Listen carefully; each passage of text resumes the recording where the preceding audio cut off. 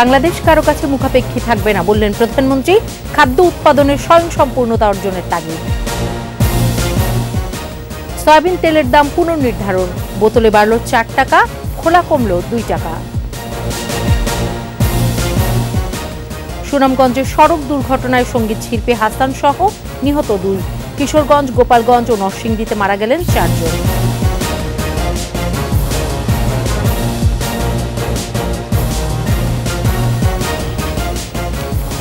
শুনছিলেন first security ইসলামী bank PLC সংবাদ শিরোনাম। আমন্ত্রণ 21 দেশের সংবাদে, সাথে আছি সোনিয়া স্নিগ্ধা। দর্শক, 21 টেলিভিশনের সংবাদ একই সাথে সরাসরি দেখতে পাবেন আমাদের ফেসবুক পেজ www.facebook.com/2124 অনলাইনে। এছাড়াও সংবাদে আরও থাকছে, বর্ষবরণের জলকেলি উৎসবে মেতেছেন রাখাইনরা, 3 দিনের বর্ণিল আয়োজন কক্সবাজারে।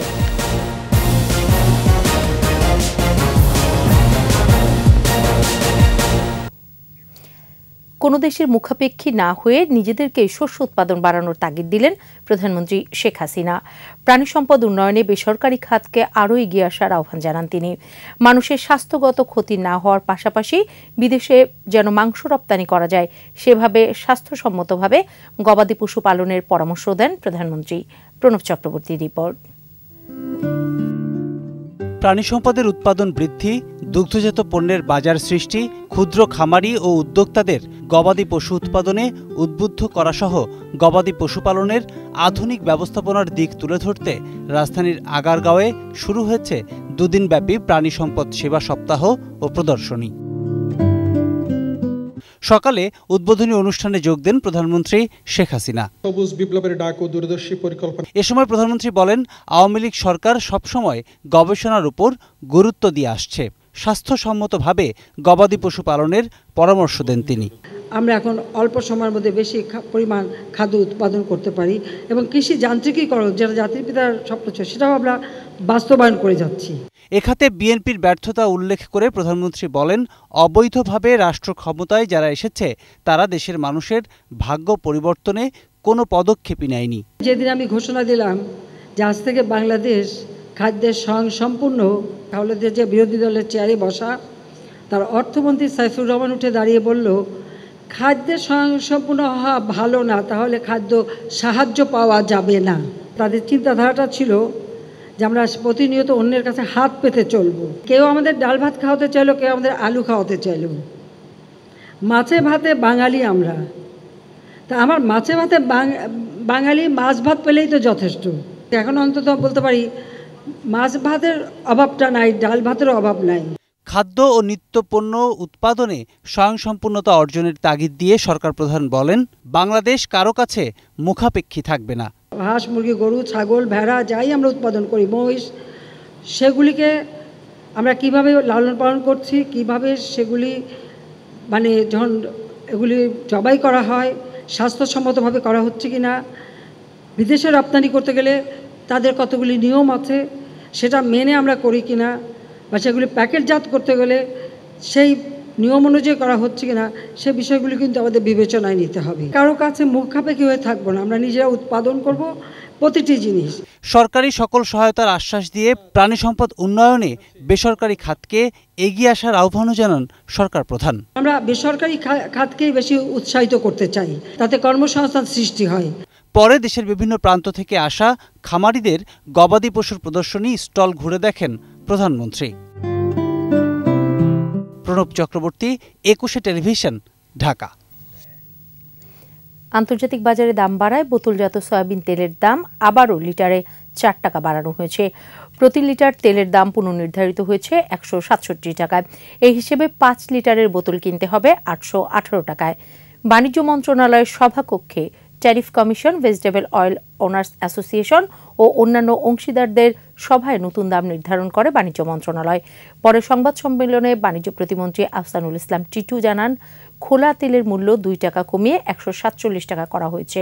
গত 20 ফেব্রুয়ারি দ্রব্যমূল্য বাজার পরিস্থিতি পর্যালোচনা বিষয়ক টাস্কফোর্সের সভায় সয়াবিন তেলের দাম লিটারে 10 টাকা কমিয়ে 163 টাকা করা হয়েছিল, যা কার্যকর হয় মার্চের শুরুতে।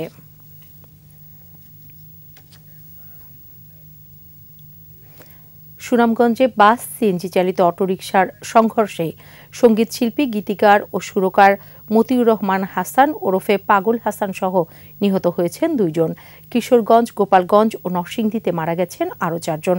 আহত 7 জন হাসপাতালে চিকিৎসাধীন।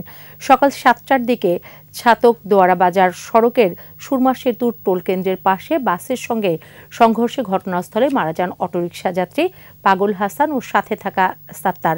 গুরুতর আহত হন 3 জন। যাত্রী নিয়ে দোয়ারা বাজার থেকে আসছিল সিএনজি চালিত অটোরিকশাটি আর ছাতকের দিকে যাচ্ছিল বাসটি। দুপুরে কিশোরগঞ্জ ভৈরব মহাসড়কের কিশোরগঞ্জের কামালিয়ার চরে বাস চাপায় নিহত হন 2 মোটরসাইকেল আরোহী। ঢাকা সিলেট মহাসড়কের নরসিংদীর শিবপুরে মোটরসাইকেলের ধাক্কায় এক পথচারীর মৃত্যু হয়। এদিকে গোপালগঞ্জে 3 হুইলার ও ট্রলির মুখোমুখি সংঘর্ষে ব্যবসায়ী নিহত এবং আহত হন 4 জন।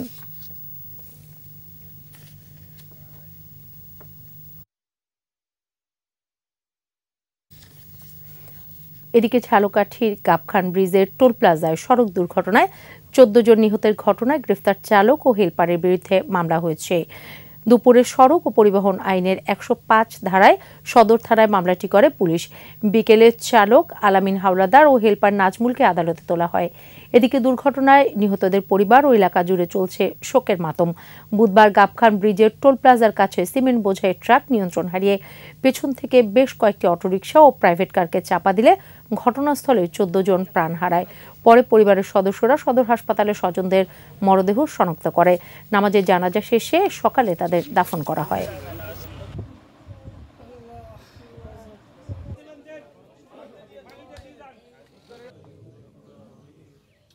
আমার আমার নাতির বিয়ে অবস্থা হইবে এই বলাই গো আমার আব্বাই আয় না গো আব্বার লাগে ভাত খামু। আরে ঝালকাঠি হাসপাতালে আমরা সবাই দৌড় দিয়ে গেছি, যে দেখতেছি যে সবাই ডেড, কেউ বেঁচে নেই, সবাই মারা গেছে। চিকিৎসক ও রোগীর সুরক্ষায় সংসদে স্বাস্থ্য সুরক্ষা আইন পাশ করা হবে বলে জানিয়েছেন স্বাস্থ্যমন্ত্রী ডাক্তার সামন্তলাল সেন। দুপুরে কুমিল্লা মেডিকেল কলেজ অডিটোরিয়ামে কুমিল্লা, নোয়াখালী ও চাঁদপুর মেডিকেল কলেজের অধ্যক্ষ, পরিচালক সহ চিকিৎসকদের সাথে মত বিনিময় করেন তিনি। বিদেশের চিকিৎসা গ্রহণ নিরুৎসাহিত করতে চিকিৎসকদের আরও বেশি সেবার মনোভাবী হওয়ার অনুরোধ জানান স্বাস্থ্যমন্ত্রী। স্থানীয় সংসদ সদস্যের দাবিতে কুমিল্লায় ক্যান্সার হাসপাতাল নির্মাণেরও প্রতিশ্রুতি দেন তিনি। আমি চিকিৎসকদের সুরক্ষা অবশ্যই দিব, সাথে সাথে আমি রোগীদের সুরক্ষা ব্যাপারেও আমি কাজ করব। রোগীদের সুরক্ষাও আমাকে দেখতে হবে, কারণ আমি কিন্তু মন্ত্রী, যেরকম চিকিৎসকদেরও মন্ত্রী, আমি রোগীদেরও মন্ত্রী। দুবাই সহ মধ্যপ্রাচ্যের বিভিন্ন দেশে বন্যায় বাংলাদেশি শ্রমিকদের ক্ষয়ক্ষতির খবর আসেনি বলে জানিয়েছেন প্রবাসী কল্যাণ ও বৈদেশিক কর্মসংস্থান প্রতিমন্ত্রী শফিকুর রহমান। দুপুরে সিলেট ইন্টারন্যাশনাল ইউনিভার্সিটির 2য় সমাবর্তনে যোগ দেন তিনি। পরে সাংবাদিকদের প্রতিমন্ত্রী শফিকুর রহমান বলেন, বাংলাদেশ সরকার দূতাবাসের মাধ্যমে খোঁজ খবর নিচ্ছে। প্রধানমন্ত্রী শেখ হাসিনাও সার্বক্ষণিক খবর রাখছেন। সমাবর্তনে শিক্ষার্থীদের দেশের কল্যাণে কাজ করার আহ্বান জানান প্রতিমন্ত্রী। এতে বক্তব্য দেন বিশিষ্ট শিক্ষাবিদ প্রফেসর আনোয়ার হোসেন, সংসদ সদস্য শফিউল আলম চৌধুরী নাদেল এবং বিশ্ববিদ্যালয়ের ভিসি।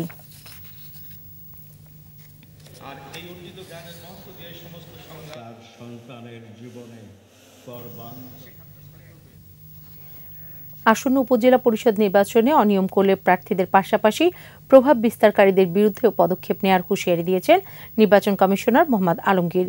বলেছেন, কে কার আত্মীয় বা কে কার আত্মীয় নয় সেটা দেখার বিষয় নির্বাচন কমিশন এবং নির্বাচন সংশ্লিষ্টদের নয়। দুপুরে উপজেলা পরিষদ নির্বাচন নিয়ে নরসিংদী জেলার নির্বাচন সংশ্লিষ্ট কর্মকর্তা ও আইন শৃঙ্খলা বাহিনীর কর্মকর্তাদের সাথে মতবিনিময় করেন তিনি। পরে সাংবাদিকদের ব্রিফকালে নির্বাচনে যেন কেউ প্রভাব বিস্তার না করে সে বিষয়ে সবাইকে সচেতন থাকার আহ্বান জানান ইসি মোহাম্মদ আলমগীর।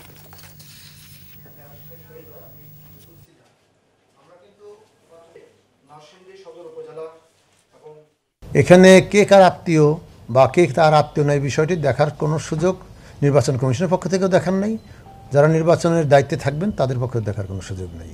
যে নির্বাচনে কেউ যদি অন্যায় কাজ করার চেষ্টা করে, কেউ যদি প্রভাব বিস্তারের চেষ্টা করে, সেগুলো থেকে বিরত থাকে।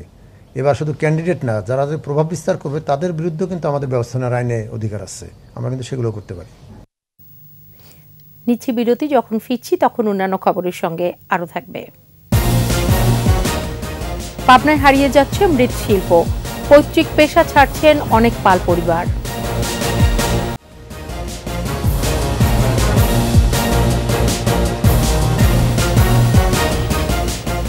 আবার আমন্ত্রণ ২১-এর দেশের সংবাদে। প্লাস্টিক, মেলামাইন, সিলভার, কাঁচ ও স্টিলের বাহারি তৈজসপত্রের ভিড়ে হারিয়ে যেতে বসেছে বাঙালির ঐতিহ্যের ধারক মৃৎশিল্প।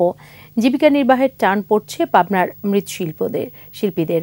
মাটি ও জ্বালানির মূল্যবৃদ্ধির পাশাপাশি পণ্যের চাহিদা কমায় অনেকেই ছাড়ছেন বাপদাদার পেশা। পাবনা থেকে রাজিউর রহমানের রুমির তথ্য ছবিতে মাসুম আলিসার প্রতিবেদন। মৃৎশিল্পে সমৃদ্ধ ছিল পাবনা। সদর, চাটমোহর, ভাঙ্গুড়া, ঈশ্বরদী ও সুজানগর উপজেলার গ্রামে গ্রামে মাটি দিয়ে তৈরি হতো নিত্য প্রয়োজনীয় বাসনপত্র। এখন আর চোখেই পড়ে না সেসব।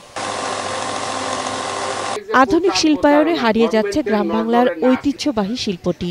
মাটির থালা বাসন, হাঁড়ি পাতিল, আসবাবপত্রের স্থান দখল করেছে প্লাস্টিক, মেলামাইন, স্টিল ও কাঁচের তৈজসপত্র। মৃৎশিল্পের সুদিন হারিয়ে যাওয়ায় পৈতৃক ব্যবসা ছেড়ে অন্য পেশা বেছে নিয়েছে বেশিরভাগ পাল পরিবার। ভিটাবাড়ি বিক্রি করে অন্যত্র চলেও গেছেন অনেকে। দু একটি পরিবার পূর্বপুরুষের পেশা ধরে রাখলেও অভাব অনটনে মানবেতর জীবনযাপন তাদের। মাটি ও জ্বালানির দাম বাড়লেও কমেছে তৈরি পণ্যের চাহিদা, তাই আগ্রহ হারাচ্ছেন কারিগররা। মৃৎশিল্পকে টিকিয়ে রাখতে সরকারি পৃষ্ঠপোষকতার দাবি তাদের। এখন আমরা 2 ঘর আছি, 1-8 বছর পরে আমরা বাদ দিয়ে দেবো। এখন সব প্লাস্টিক, সিলভার, স্টিল উঠে আমাদের ব্যবসা বন্ধ। মাটির হাড়ি পাতিল আমি 50 বছর বেচাকেনা করতেছি। সরকার যদি সাহায্য করে তাহলে আগেকার মতনই আবার পালপাড়া হয়তো জাকজমক হবি, ফিরে পাবি। মৃৎশিল্পীদের আধুনিক প্রশিক্ষণের পাশাপাশি সরকারি সুবিধার আশ্বাস বিসিকের। আমরা বিসিক জেলা কার্যালয় মৃৎশিল্পের সাথে সংশ্লিষ্ট পাবনা জেলায় যদি কেউ কোনো আর্থিক সহায়তা বা ঋণের জন্য আমাদের কাছে আসে, আমরা অবশ্যই তাদের সহায়তা করব। পরিবেশ দূষণে দায়ী প্লাস্টিক পণ্যের ব্যবহার কমলেও ঘুরে দাঁড়াবে মৃৎশিল্প, বলছেন সংশ্লিষ্টরা।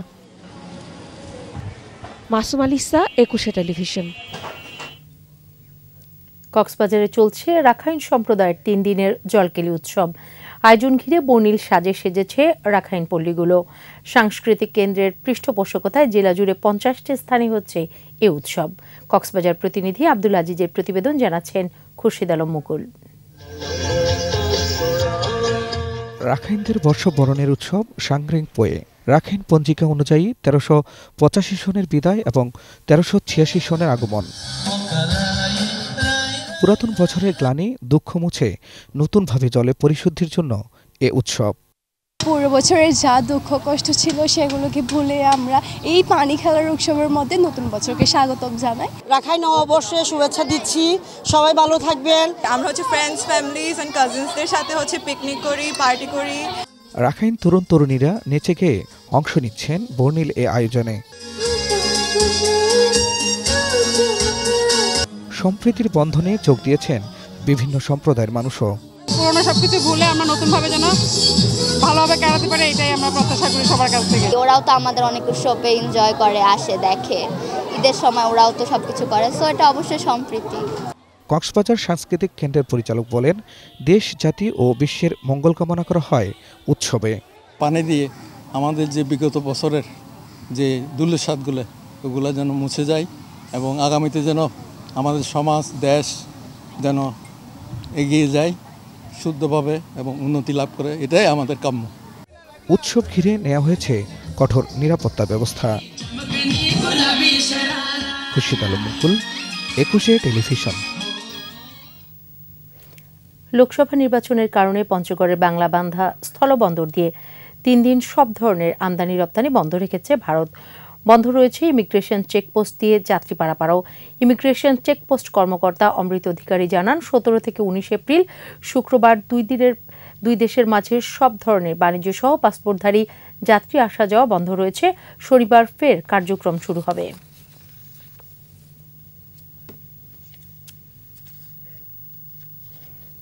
ব্রাহ্মণবাড়িয়ার সরাইলে আধিপত্য বিস্তারের দ্বন্দ্বে দুপক্ষের সংঘর্ষে আহত হয়েছেন 5 পুলিশ সদস্য সহ অর্ধশতাধিক। আহতরা পাশের ভৈরব উপজেলা সহ আশপাশের বিভিন্ন ক্লিনিকে চিকিৎসাধীন। সকালে উপজেলার পাকশিমুল ইউনিয়নের পরমান্দপুর গ্রামে ধান শুকানোর খলা দখল নিয়ে কথা কাটাকাটির জেরে দেশীয় অস্ত্র নিয়ে সংঘর্ষে জড়ায় দুপক্ষ। কাঁদানো গ্যাস ও রাবার বুলেট নিক্ষেপ করে পরিস্থিতি নিয়ন্ত্রণে আনে পুলিশ। ঘটনাস্থল থেকে 15 জনকে আটক করা হয়েছে।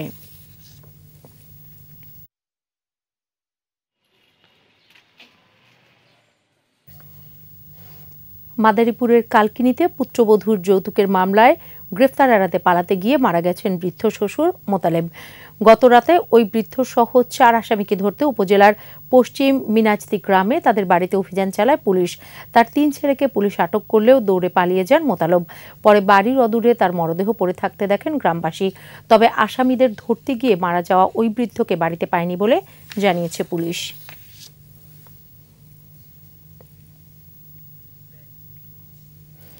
একুশে টেলিভিশনের 25 বছর পদার্পণে মৌলভীবাজারের শ্রীমঙ্গলে ঐতিহ্যবাহী ঝুমুর নৃত্য পরিবেশন করলেন চা শ্রমিকরা। সপ্তাহব্যাপী অনুষ্ঠানমালার 3য় দিনে ঝুমুর নৃত্য পরিবেশন করেন কমলগঞ্জ উপজেলার দেওড়াছড়া চা বাগান ও শ্রীমঙ্গলের সাতগাঁও চা বাগানের শিল্পীরা। একুশে টিভির মৌলভীবাজার প্রতিনিধি বিকুল চক্রবর্তীর সভাপতিত্বে অনুষ্ঠানে ছিলেন শ্রীমঙ্গল উপজেলার সহকারী কমিশনার সন্দীপ তালুকদার।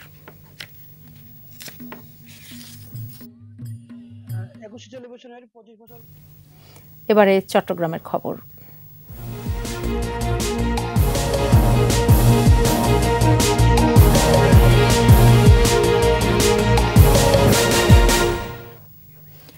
চট্টগ্রামের বাইজিদ বালুছড়ায় ব্রাশ ফায়ারে ছাত্র শিবির ক্যাডার ছোট সাইফুল সহ 3 জনকে হত্যার দায়ে অন্য 2 ক্যাডার জামাই কাশেম ও ইউসুফকে মৃত্যুদণ্ড দিয়েছেন আদালত। দুপুরে প্রথমে অতিরিক্ত মহানগর দায়রা জজ কামাল হোসেনের আদালত এই রায় দেন। অভ্যন্তরীণ বিরোধের জেরে 2004 সালের 29 জুন ব্রাশ ফায়ারে নিহত হন শিবিরের ক্যাডার ছোট সাইফুল ও তার বড় ভাই বোন। পরদিন সাইফুলের স্ত্রী আয়েশা আক্তার বাইজিদ থানায় শিবিরের দুর্ধর্ষ ডাকাত জামাই কাশেম, ইউসুফ, গিট্টু নাসির ও ফয়েজ মুন্নার বিরুদ্ধে হত্যা মামলাটি করেন।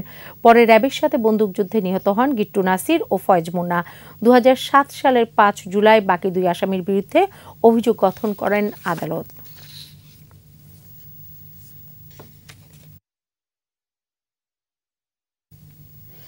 সীমান্তে বিজিবির সদস্যদের সর্বোচ্চ সতর্ক থাকতে নির্দেশ দিয়েছেন বাহিনীটির মহাপরিচালক মেজর জেনারেল মোহাম্মদ আশরাফুজ্জামান সিদ্দিকী। সকালে নাইক্ষংছড়িতে 11 বিজিবি ব্যাটালিয়ন সদর দপ্তরের কোয়ার্টার গার্ড চাকঢালা বিওপি কার্যালয় পরিদর্শন করেন তিনি। পরে বর্ডার গার্ড সরকারি প্রাথমিক বিদ্যালয়ে আশ্রিত মিয়ানমারের রাখাইন থেকে পালিয়ে আসা বিজিবি সদস্যসহ সীমান্ত স্পটগুলোর খোঁজ খবর নেন। বিজিবির মহাপরিচালকের সঙ্গে ছিলেন Cox's Bazar region commander brigadier general Mohammad মুর্শিদ আলম সহ রামু, নাইক্ষংছড়ি সেক্টর ও জোন কমান্ডাররা।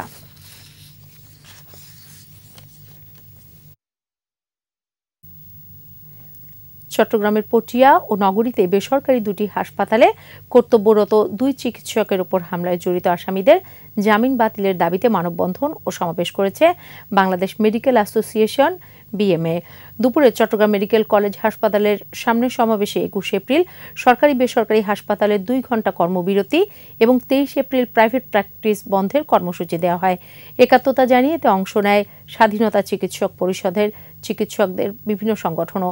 সমাবেশে বক্তব্য দেন বিএমএ চট্টগ্রাম শাখার সাধারণ সম্পাদক ডাক্তার ফয়সাল ইকবাল চৌধুরী, চট্টগ্রাম মেডিকেল কলেজের অধ্যক্ষ অধ্যাপক ডাক্তার শাহানা আক্তার সহ জ্যেষ্ঠ চিকিৎসকরা। শেষ করছি 21-এর দেশের সংবাদ। যাবার আগে ফার্স্ট সিকিউরিটি ইসলামী ব্যাংক পিএলসি সংবাদ শিরোনামগুলো আরও একবার। বাংলাদেশ কারো কাছে মুখাপেক্ষী থাকবে না বললেন প্রধানমন্ত্রী। খাদ্য উৎপাদনে স্বয়ংসম্পূর্ণতা অর্জনের তাগিদ। সয়াবিন তেলের দাম পুনর্নির্ধারণ, বোতলে বাড়ল 4 টাকা, খোলা কমল 2 টাকা। সুনামগঞ্জে সড়ক দুর্ঘটনায় সঙ্গীত শিল্পী হাসান সহ নিহত 2। কিশোরগঞ্জ, গোপালগঞ্জ ও নরসিংদীতে মারা গেলেন 4 জন। সর্বশেষ খবর জানতে ডায়াল করুন 2021 নম্বরে আর ভিজিট করুন 21-tv.com ওয়েবসাইটে। এছাড়া ফেসবুকে ভিজিট করতে পারেন facebook.com/2124 অনলাইনে। এতক্ষণ সাথে থাকার জন্য ধন্যবাদ। পরের সংবাদ সন্ধ্যায় 7টায় দেখার আমন্ত্রণ রইল। 21-এর সাথেই থাকুন।